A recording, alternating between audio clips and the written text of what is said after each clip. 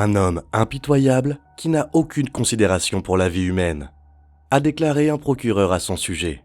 D'abord, jeune homme commettant des délits mineurs, il est devenu un homme qui a passé en contrebande des centaines de kilos de stupéfiants dans le monde entier. Mais ce n'est pas tout.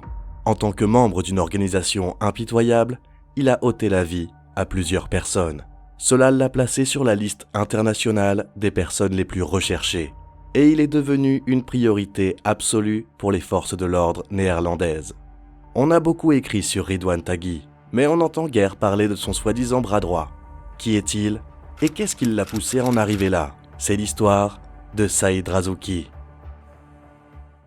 Saïd Razouki est né le 1er juin 1972 à Beni Touzine, au Maroc. Il a grandi dans une famille nombreuse, avec des frères et sœurs plus âgés et plus jeunes. Très jeune, il a déménagé avec sa famille aux Pays-Bas. La famille s'installe dans la région d'Utrecht. En 1994, sa mère est décédée, ce qui a eu un impact important sur Saïd. En outre, il est le père de 2 enfants qui restent inconnus. La police connaissait bien la famille Razouki, car elle était dans son collimateur en tant que vendeur de hashish bien connu. Adolescent, Saïd a rapidement été impliqué dans de petits délits. Il a rejoint un gang de rue actif à Utrecht et Nieuwegein, appelé The Bad Boys, les mauvais garçons. Ensemble, ils s'introduisaient dans les maisons et les magasins et volaient tout ce qui pouvait leur rapporter de l'argent. Certains d'entre vous le savent peut-être déjà, mais Ridwan Taghi faisait également partie du gang des Bad Boys. Avec Ridwan, Saïd a grimpé les échelons de la criminalité, passant de la petite délinquance à la vente de hashish, puis à la véritable affaire, la contrebande de cocaïne. Au sein de l'organisation, Ridwan est devenu le meneur de jeu, et Saïd, le bras droit. Saïd est aussi un peu plus sage. Là où Ridwan agissait sans réfléchir, Saïd prenait le temps de bien analyser les choses. En tant que second, Ridwan Taghi donnait à Saïd les tâches qu'il voulait accomplir. Saïd, à son tour, transmettait cette mission aux bonnes personnes. Si quelqu'un avait un message pour Ridwan, c'est à Saïd qu'il le transmettait, puis à Ridwan, et ainsi de suite. De plus, Saïd s'occupait du produit. Si une cargaison arrivait, il veillait à ce que les kilos soient répartis. 50 kilos par-ci, 200 par-là, etc. L'une des personnes à qui Saïd confiait les tâches de Ridwan était Nabil B. Les missions qui aboutissaient chez Nabil étaient les coups que Ridwan voulait obtenir. Nabil s'assurait que la cible était observée et photographiée. Il s'assurait également que les véhicules de fuite et les armes étaient prêts. En fait, il fournissait tout ce qu'il fallait pour un contrat, à l'exception des exécutants. En 2016, le monde de la pègre d'Utrecht a connu de nombreux bouleversements. Saïd et Ridwan sont devenus ennemis d'Ebrahim Bouzou. Bouzou a fourni des déclarations à la police sur leur organisation. Si vous ne l'avez pas encore fait, jetez un coup d'œil à ma vidéo sur Bouzou. Un soir, Saïd pensait que des membres du groupe de Bouzou étaient à ses trousses, lorsque 2 hommes vêtus de noir sont entrés dans le salon Platinium qui servait de quartier général au groupe. Il pensait qu'ils voulaient le kidnapper, ou pire. Ils n'ont fait ni l'un ni l'autre, mais Saïd savait qu'ils étaient près de lui et qu'ils voulaient se venger. À ce moment-là, Bouzou a su qu'il était une cible et a fait profil bas. Saïd et Ridwan ont donc choisi de s'en prendre à un membre de son camp, Ranko Sekik. Nabil reçoit un message de Saïd envoyé par Ridwan. Où que soit ce chien, agissez immédiatement.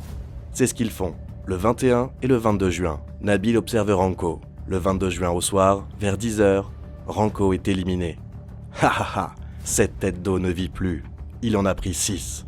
A envoyé Ridwan à Saïd, alors qu'ils riaient tous les deux de ce succès. Alors qu'Ebrahim Bouzou mentionne pour la première fois le nom de Ridwan Taghi à la police, Saïd Razouki reste un inconnu pour celle-ci. Ce n'est qu'après le coup raté contre Hakim Shangashi qu'il s'est retrouvé dans le collimateur. Ridwan voulait se débarrasser d'un certain Khalid Imo H, parce qu'il parlait dans son dos et donnait, selon lui, des informations sensibles à ses ennemis. Saïd a de nouveau mis les choses en route et a transmis la mission à Nabil. Nabil a fait son travail et a livré une photo d'Imo, la plaque d'immatriculation de sa voiture et son adresse. Nabil a envoyé les photos à Saïd qui lui a dit que c'était bon. Mais malgré leur préparation, les choses ont mal tourné. Le 12 janvier 2017, les rabatteurs se sont trompés de personne. Ils ont sorti Hakim Shangashi au lieu d'Imo. Saïd et Ridwan étaient furieux. C'était encore pire pour Nabil qui a compris ce qui s'était passé en voyant la voiture en feu aux informations. C'était la voiture qu'il avait préparée pour éliminer Imo, pas Hakim Shangashi. Il était ami avec Hakim Shangashi et sa famille, et avait donc indirectement participé à l'élimination de ce dernier. Pour brouiller les pistes, Saïd et Ridwan ont demandé à Nabil de dire à la famille qu'un autre groupe avait commandité le coup. La famille Shangashi a rapidement découvert que Nabil avait quelque chose à voir avec cette affaire, et Nabil a ressenti le besoin de leur dire la vérité. Ridwan n'était manifestement pas content. Ridwan voulait éliminer Nabil, ce que Saïd a empêché parce qu'il était lié à Nabil. Auriez-vous fait la même chose? Dites-le moi dans les commentaires. En y repensant maintenant, c'était peut-être une décision très stupide de la part de Saïd.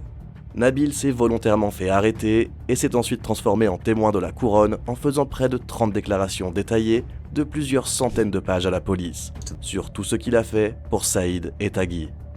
Alors que toute l'histoire de ce qui est arrivé à Hakim Shangashi se déroulait, Saïd a su qu'il était temps de quitter le pays, ce qui l'a conduit à vivre en cavale. Selon les spéculations, il aurait fui vers Dubaï, l'Amérique du Sud ou le Maroc. Depuis sa cachette inconnue, il est resté en activité et, avec Ridwan, il a continué à livrer d'importantes cargaisons de cocaïne. La police ne ménageait pas ses efforts. La fille de Saïd a toujours été considérée comme son point faible. La police espérait que son amour pour elle deviendrait sa perte. Il gardait un œil sur elle dans l'espoir qu'il lui rende visite ou qu'il entre en contact avec elle. Malgré leurs espoirs, il n'a jamais commis cette erreur. Entre-temps, des policiers néerlandais avaient rencontré des agents d'infiltration colombiens à La Haye, à la fin de l'année 2018. Munis d'un dossier avec la photo de Saïd en première page, les policiers néerlandais les ont informés d'une opération très secrète qui allait être lancée. Ils souhaitaient que leur cible soit incarcérée le plus rapidement possible. Ensemble, ils discutent de l'importance d'attraper Saïd, qui est alors l'homme le plus recherché avec Ridwan. Nous soupçonnons Saïd Razouki d'être impliqué dans de multiples crimes, dans un trafic de drogue à grande échelle et d'être à la tête d'une organisation très violente, et il pourrait se cacher dans votre pays. C'est ce que la police néerlandaise a dit aux agents d'infiltration colombiens. Une personne anonyme les a informés et a juré que Saïd se trouvait à Medellín. Il se cachait et bénéficiait de la protection d'un cartel sud-américain. La police néerlandaise a communiqué d'autres informations concernant son apparence potentiellement modifiée, sa famille, sa religion et ses habitudes alimentaires. Gardez ces deux dernières informations à l'esprit. Elles seront cruciales pour ce qui va se passer. Les informations étaient vagues et brèves, mais les agents infiltrés sont retournés en Colombie et se sont mis au travail. Une fois rentrés, ils ont commencé à dresser le profil de Saïd. Quels sont ses centres d'intérêt? Qu'est-ce qui le motive? Quelles sont ses habitudes? L'enquête s'annonce coûteuse et approfondie. Mais rien n'est épargné. La facture sera payée par la DEA américaine. La première mesure prise pour recueillir des informations a consisté à faire voler un avion équipé d'appareils d'écoute très perfectionnés au-dessus des quartiers chics de Medellín, dans l'espoir de trouver des liens avec Saïd. Malheureusement, ça n'a rien donné. Saïd était plus intelligent que ça. Il a utilisé un très vieux téléphone pour communiquer, qui ne pouvait pas être écouté par l'avion et qui n'envoyait que des messages textuels. Il était temps de changer de plan. Il décide de s'intéresser à sa religion. Saïd a toujours été un homme très religieux, se rendant fréquemment dans les mosquées. À Medellín, il n'y a que 3 mosquées. Facile à observer et où Saïd a de fortes chances de se rendre s'il est vraiment à Medellín. Cependant, pendant des semaines, aucun signe de lui n'est apparu. Au moment où il voulait abandonner, ils ont vu un homme plus âgé, couvert d'une casquette, d'un sweat à capuche et de lunettes, sortir d'un taxi près de la mosquée. Ils ont décidé de le suivre. À 2 reprises, ils l'ont perdu de vue dans la circulation toujours très dense de Medellín. La 3e fois, ils ont finalement pu suivre la personne jusqu'à leur destination finale.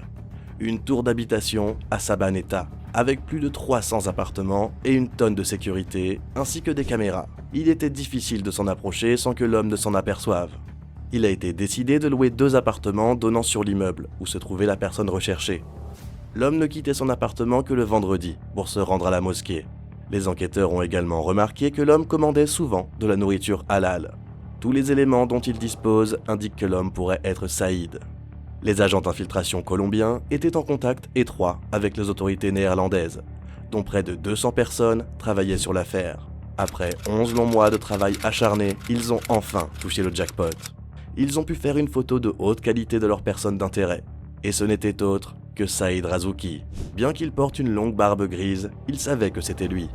Ils ont installé des dispositifs d'écoute près de sa fenêtre et l'ont entendu parler d'un éventuel déménagement hors du pays. Tous les signaux d'alarme retentissent. S'ils veulent l'attraper, ils doivent agir vite. Les commandos Junglas ont été recrutés, les forces de l'ordre colombiennes bien entraînées dans la lutte contre les stupéfiants, et le 7 février 2020, c'était le moment de passer à l'action. Les Junglas sont entrés dans le complexe, se sont dirigés vers la porte de Saïd et l'ont défoncé. Il a fallu 2 coups supplémentaires, ce qui a donné à Saïd le temps de prendre la décision désespérée de sauter par la fenêtre de 15 mètres de haut. Un saut manifestement très haut qui l'a blessé. Il a essayé de s'enfuir en titubant, mais il était trop blessé et s'est fait arrêter. Il n'arrêtait pas de pleurnicher et de se cacher le visage lorsqu'il a été arrêté. J'ai dû l'aider moi-même, l'appartement était sale et sentait mauvais. Nous avions tous une image totalement différente d'un gros trafiquant de drogue qui aurait gagné des millions, a déclaré un agent infiltré après l'arrestation. Gagner des millions pour ensuite vivre dans un petit appartement sans aucune liberté, ce n'est pas vraiment ce à quoi on s'attendrait. Après avoir été détenu pendant plus d'1 an en Colombie, Saïd a été extradé vers les Pays-Bas en décembre 2021. Il a participé au vaste procès Marengo.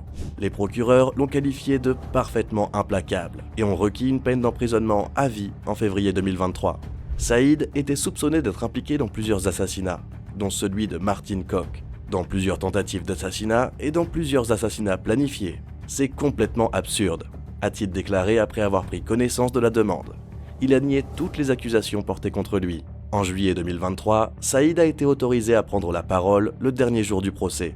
Il a préparé 2 feuilles plaidant son innocence et niant avoir quoi que ce soit à voir avec des attaques ou des organisations criminelles. « Je n'ai jamais donné l'ordre de supprimer quelqu'un, je n'ai rien à voir avec Monsieur Tagui », a-t-il déclaré.